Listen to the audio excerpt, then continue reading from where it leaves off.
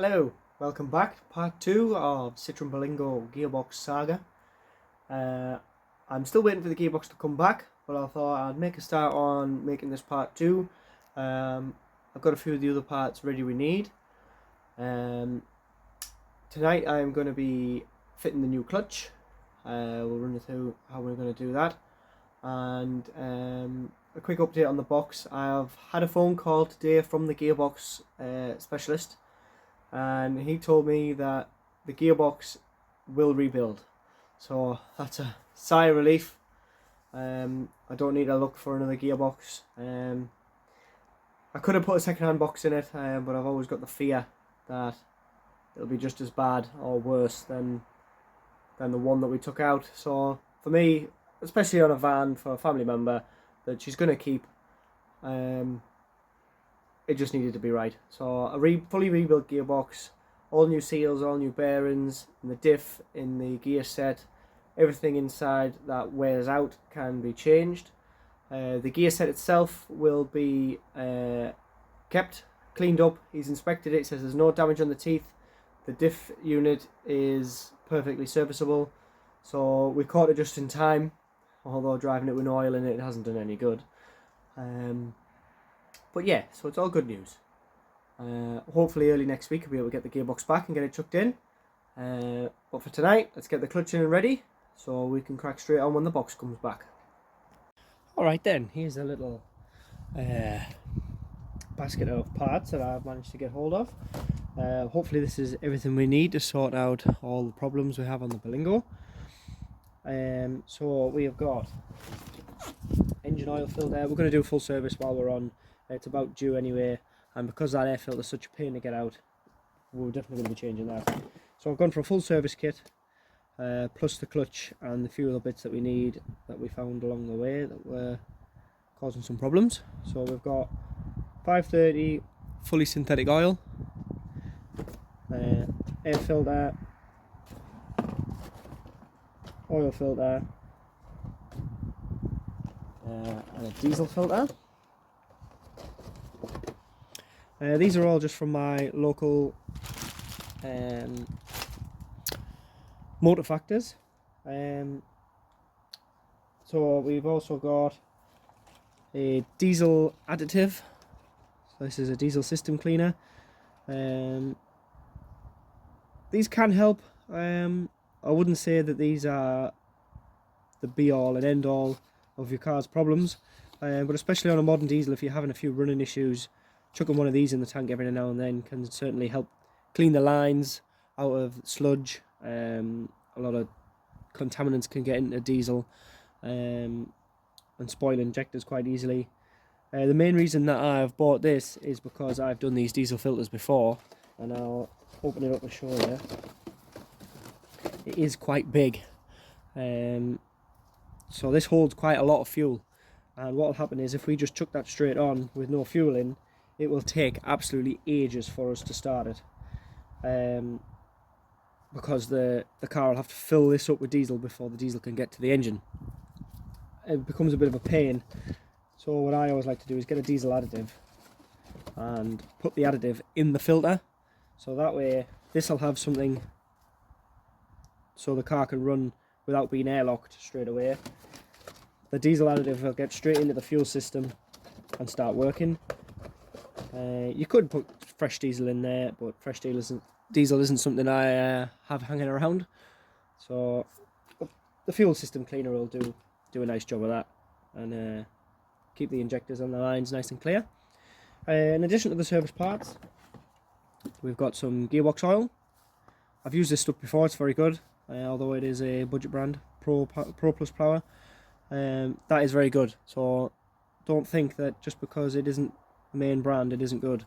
I've fitted that in some cars with noisier gearbox, not necessarily ruined, but noisy gearboxes, stiff to change. Put this in and it works a treat. I don't know what it is or who really makes it, but whatever that is, it's good stuff.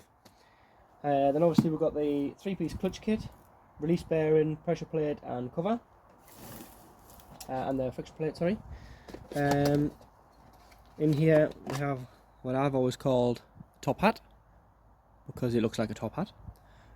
This actually goes over the input shaft of the gearbox, and the release bearing slides up and down it. They wear out, they get worn bits on it, and they can actually snap off, break down, nip up, cause clutch problems, and I won't be taking that gearbox out again, so there is no risk with this one.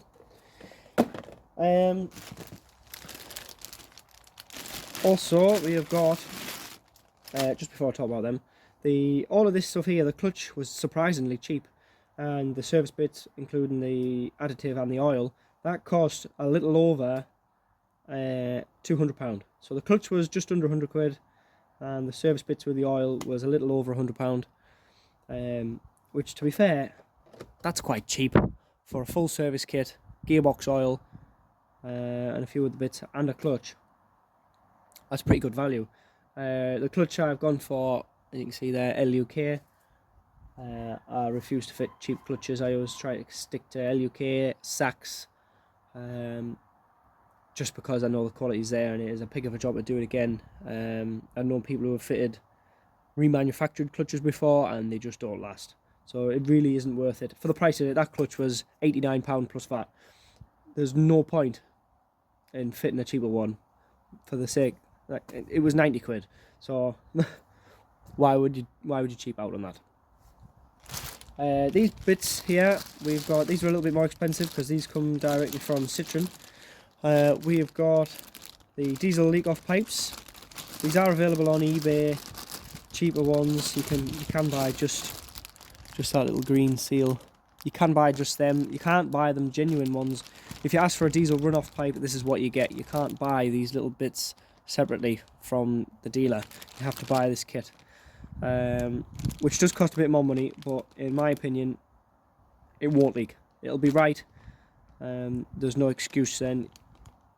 There's no point fitting inferior parts when the right parts are available, especially when you're dealing with a diesel leak. So we're not messing about. We're going to change the whole leak off set, even though we've only got a leak on number 4. Hopefully that'll cure that. And then we've got a new engine oil dipstick while we're on, because the original one doesn't reach the oil anymore. Mainly because it snapped. I don't know why it snapped. It wasn't like that last time I looked at the car. So that's a bit of a mystery, which we're going to get into in another video, because I think we all know where the other end of that dipstick is going to be. But more on that later. So for tonight, we're not going to do any servicey stuff, that can wait.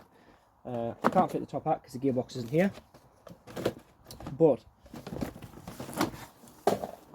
we can fit the clutch. So I'll just move all this gear out the way.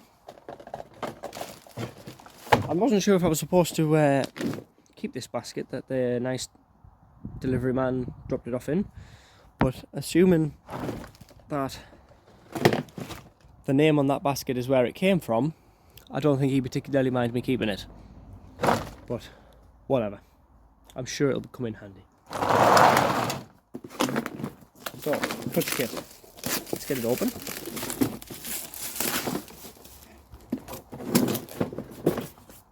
Oh, nice and shiny. Looks like a clutch. It's the first good thing, isn't it? What's that? So, we need to make sure that this is correct. Make sure nobody's made any mistakes in giving us the bits. Release bearing looks right. Something else to notice there. This old release bearing is actually missing a little clip that holds it onto the arm. See how this one has 2 clips? One of them snapped off. Don't know if that snapped off when I removed it or if it was already snapped off from before. But either way, it's getting changed.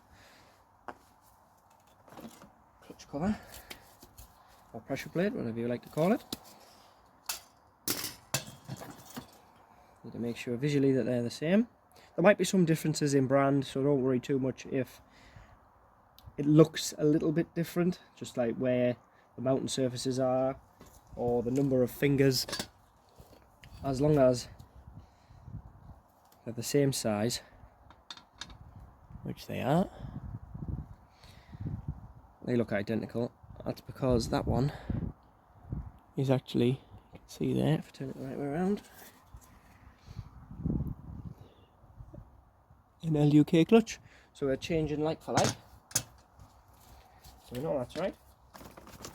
Here we have the friction plate. Nice brand new. Again, compare it to the old one. Make sure it's visually correct and also the same size. One other thing that I do like to check, because I've been bitten with this once before, is the splines. Make sure that this fits the gearbox. Obviously I can't do that because I haven't got the gearbox, but I'm just going to do it a little bit crude. See if I can just line them up and use my best eye. Can you see that? Them splines line up perfectly to each other. I'll give it a finger test. I can get to one knuckle in that one, up to one knuckle in that one, so I'm happy they're the same. I suppose we could check the part number, that would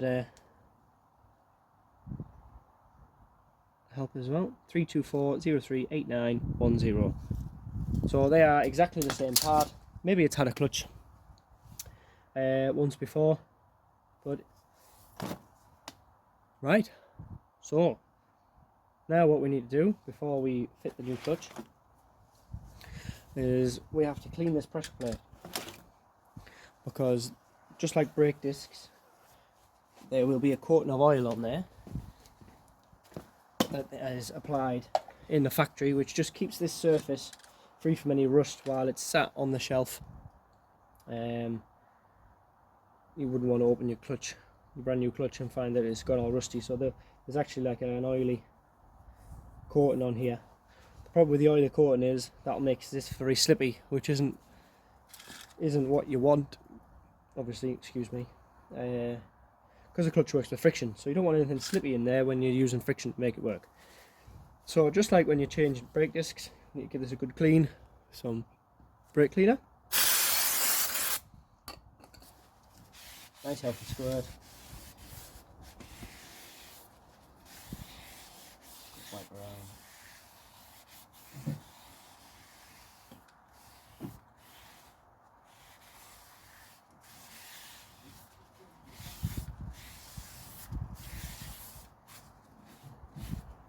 There we go. Right then.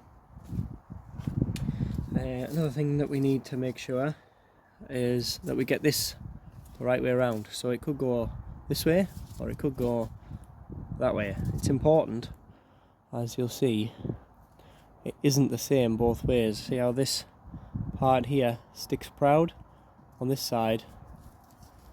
It's much more flush. If you get that the wrong way around, the clutch won't work.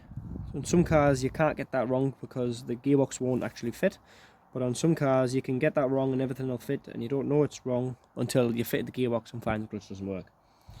So we need to make sure that this does go on the correct way around. Easiest way to see is LUK cylinders here, that Getriebesseite, that's German for gearbox side. So the gearbox side goes down into the clutch plate. So we've got the gearbox side down. So that means this side is for the flywheel. When we bolt it up, the gearbox will come on this side, and it's all nice and right. So we need to align the clutch. This, at the minute, with no pressure on it, can dance around there in any position it likes. But what we need is that to be perfectly in the centre, so when we put our gearbox on, the input shaft can come straight through this hole and go into place nice and easy peasy. If that is out of alignment like this, it can make the gearbox very difficult to actually fit back on. Either you'll chew on for ages, or you'll find it doesn't fit at all. And the gearbox is heavy, and we'll be doing it on my back, so I need to make sure that this is in the center, so everything just goes nice and smoothly. There is special tools to help us with this, called a clutch aligner tool. I've got mine here. This is in this sandwich bag. It did have a box, the box got ruined. So basically all this is a little tool that holds this in the right place while we fit it onto the engine. So we just need to, if I get you a better view, we need to find one of these three ends that fits in there the nicest.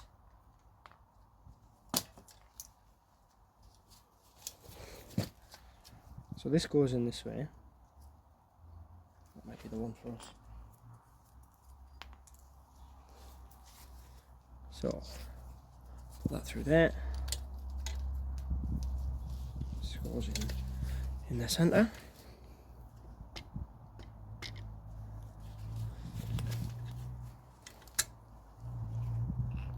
And then this goes on there.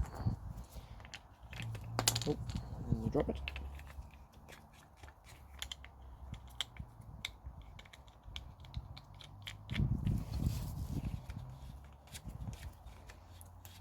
Just get it in the right position. Do this first nut up.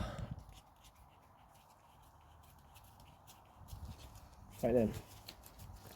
So that's now put some pressure on this plate, so it doesn't slide around so easy. Now what we need to do is get this in the middle, and it's something you just got to do by eye, something that you get better at with experience. I'll show you where to look. So torch down here. Just bear with me a minute, guys. It's currently 9 o'clock at night and it is dark, obviously.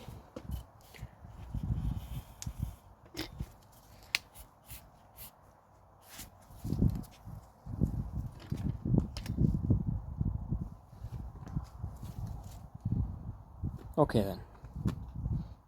I do apologise about the lighting. So now we've got that nipped, it's not going to dance about. I can still manipulate it a little bit. What we want to be looking is round this edge where the friction plate meets the edge of the pressure plate. You can see how centralised it is just by how much you can see of the pressure plate all around the edge. Another place to look is just inside these gaps here. You can see the inner edge of that pressure plate. Again, we're just looking to see how much material we can see sticking out, and we'll gauge whether we're in the middle. So just need to move it around to find out where we need to be.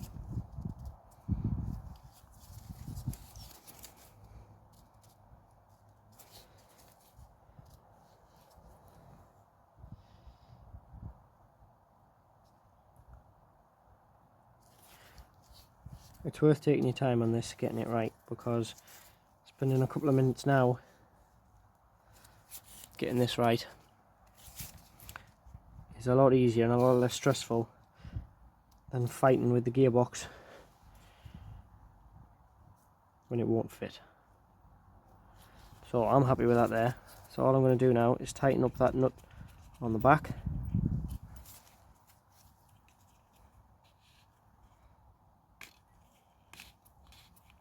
Put a little bit more tension on it with that one.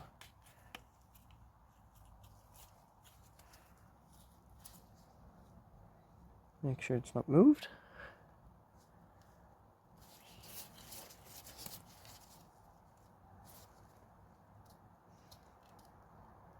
Okay, I'm happy with that. So that is the clutch set. Sit it down gently. So next we need to prep the flywheel, get our tools ready and the bolts ready, and get it bolted back up. Okay, here we are under the car. There's the flywheel. You can see some evidence of a little bit of heat wear here, heat transfer, and a little bit of these marks will be some clutch dust that's actually embedded in the surface of the flywheel. Generally solid flywheels, you don't need to worry about changing them unless there's big deep scores in here. You can't really damage them. All I'm going to do is, I've got a little bit of 80 grit, I'm just going to go lightly over this surface just to take out some of the clutch dust, and just to give it a nice key so it's a bit more grippy, for want of a better word, so when the clutch is touching it, it won't slip so much. You don't need to go mad, just a nice little tickle over.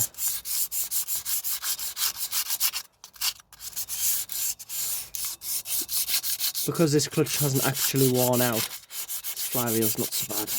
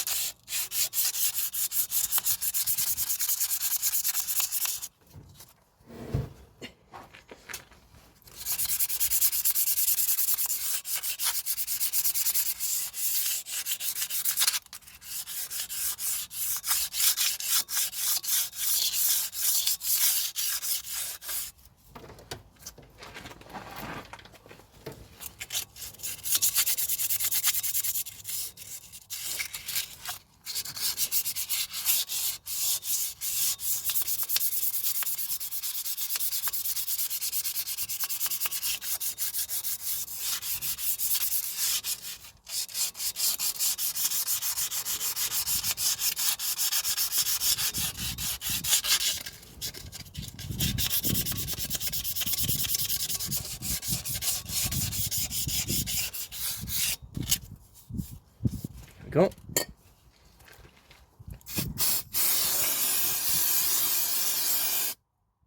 Give it a blast over. So get all the bits that we can. It's a bit oily.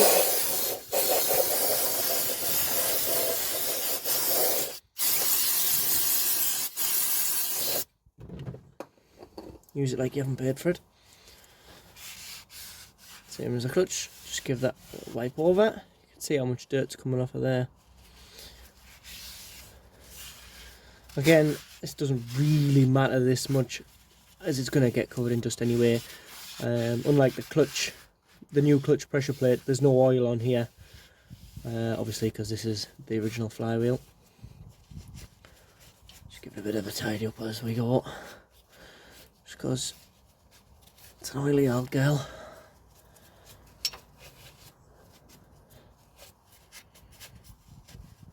Right then.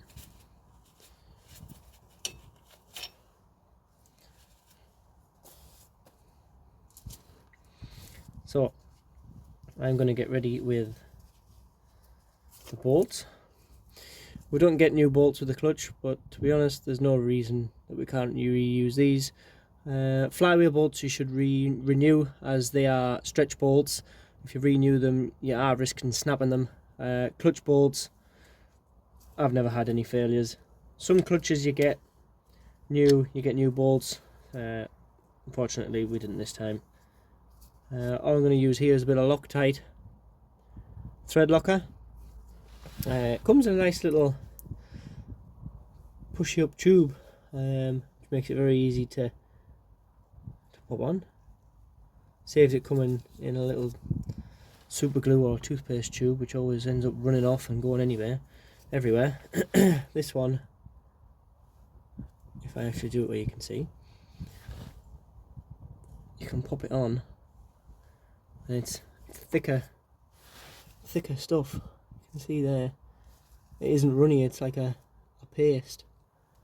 You can just scrape a little bit on.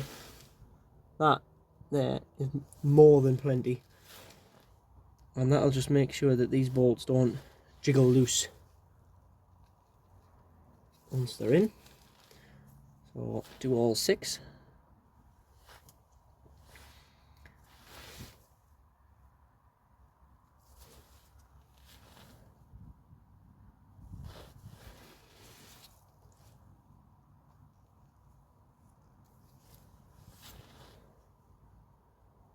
Alright then.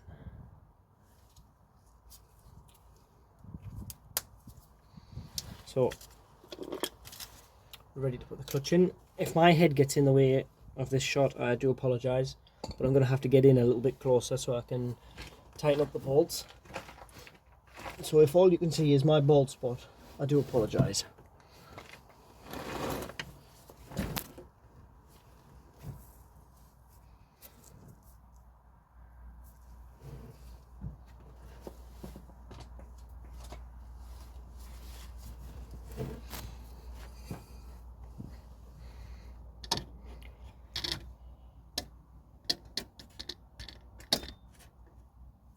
Right, I've moved you over a bit because I'm not a contortionist. So just off camera now, I am making sure that clutch hasn't moved. Still nice and aligned. Yep. So you can see there's a couple of little dowels here that the clutch sits on. All we gotta do, line them up like so. Sometimes you'll find the clutches only actually go on one way, but in this case it'll go on anywhere.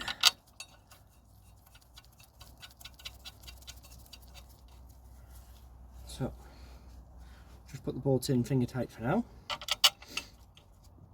Excuse me.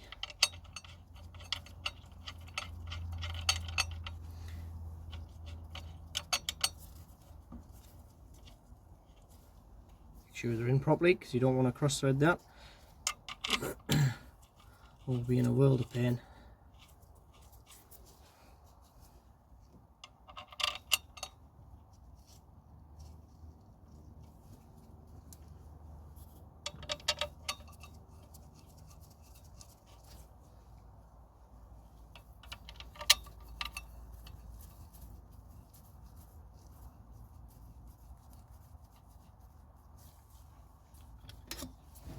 Okay then.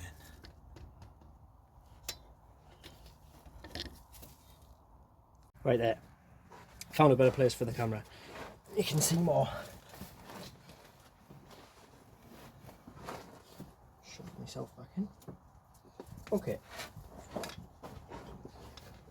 All them bolts are in and started. I'm just gonna turn them the wrong way.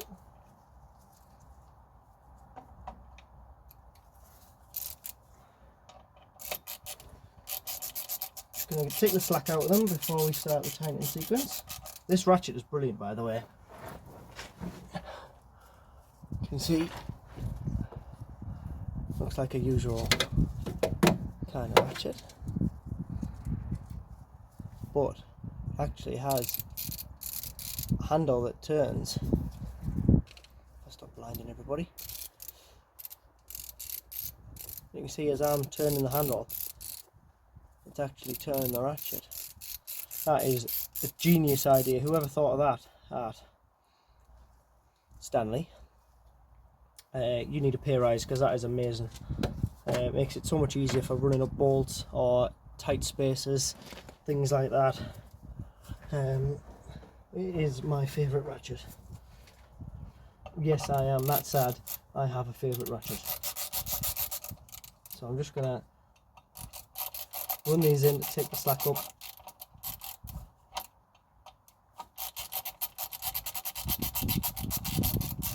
As soon as it touches the pressure plate, I'm stopping because we need to tighten these in the right order.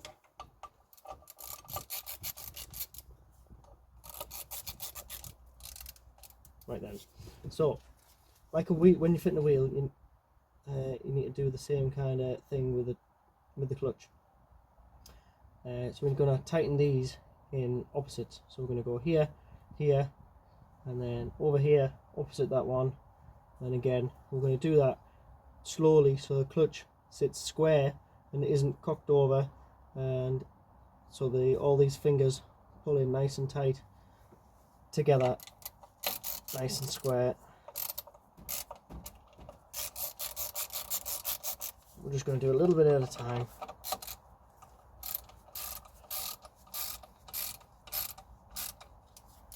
To make sure we don't bugger it up.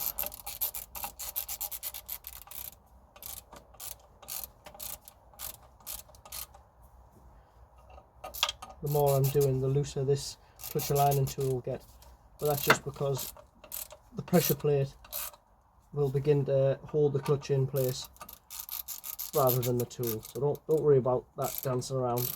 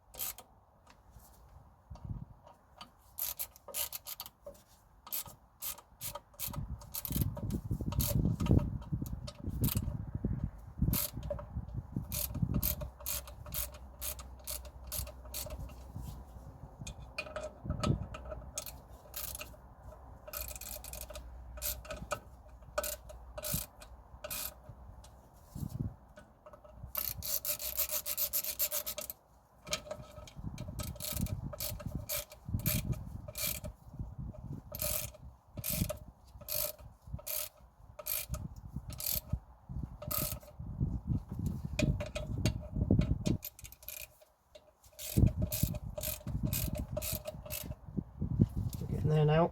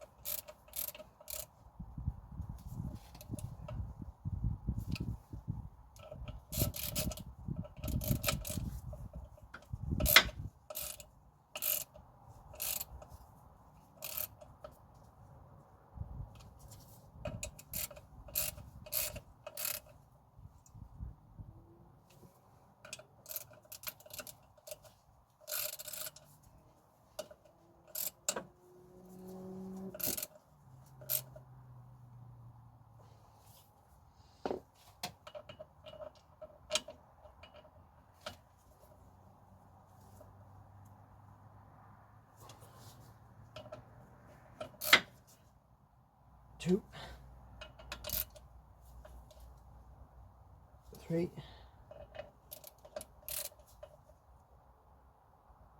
four, 5, 6. Okay, they're in a nip. Now what I'm going to do is use the screwdriver to stop the flywheel turning while I tighten these down fully.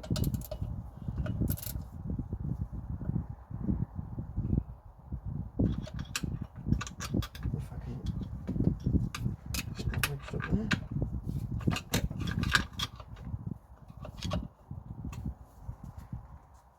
Something like that.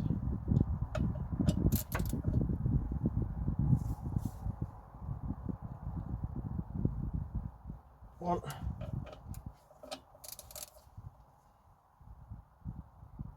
2, 3,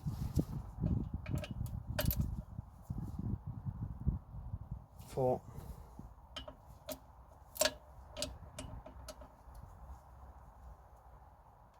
5,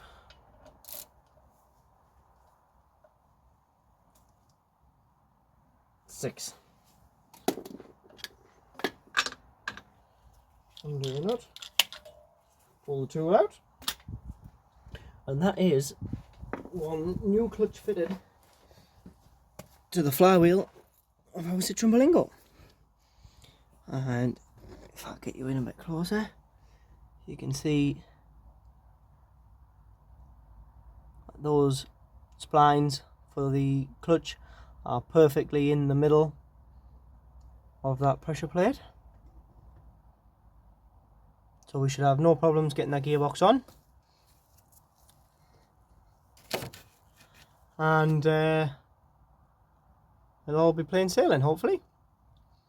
So just a short one tonight. Hope you've enjoyed it. In the next one, I didn't plan for this to be in so many parts, I do apologise, but it's a big job. In the next one, we'll get the gearbox back, get it chucked back in, sort out the other couple of issues, and we'll be on to a winner. So please do like and subscribe. I do promise there is some better content coming, more classic mini stuff. That's what I do really, that's what I enjoy doing, but I always end up getting roped into helping family members out. But you look after people, they'll look after you. So I'd do anything for my mum and dad. So when they need cars fixing, they come here. I sort everything out for free. So please do stick with me. If you do like the channel, if you're into cars, if you're into minis, if you're into classic cars, please do stick around. It isn't just Citroen Berlingos that I work on. And we'll get back into that, pick up soon, carry on making it pretty again. So please do like, subscribe, follow, and I'll see you in the next one. Cheers!